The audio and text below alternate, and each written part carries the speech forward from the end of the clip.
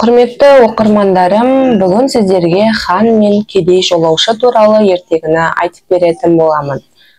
Ертеде бір кедей жолаушылап жүріп, иесіз дала мен Бұхар шаһарына келіпті. Қалаға кірген бетте ол тұп-тура ханның сарайына барады. Ханның ауызғы үйіне киімін шешіп, жайланып, қоржынынан азығын алып жей бастайды.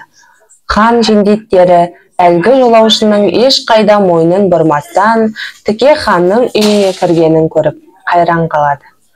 Сасқандарынан не қыларын білмей тұрып, ақырында жолаушыны қуа бастайды.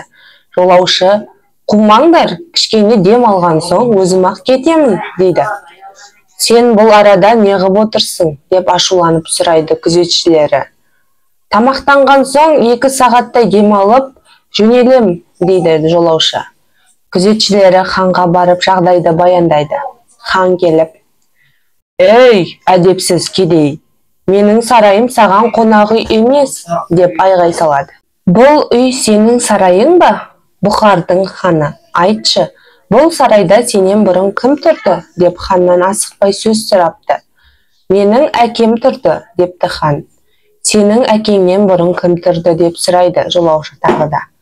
"Бұл үйде менің атам тұрды", дейді хан.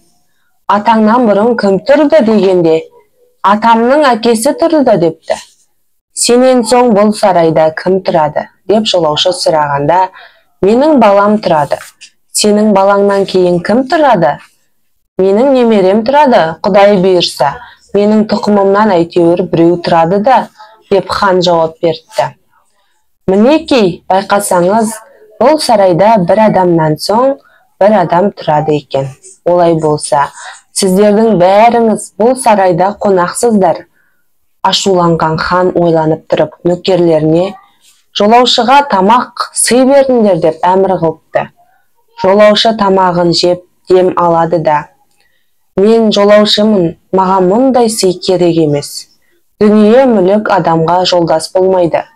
Бәріміз де бұл өмірге келген қонақпыз.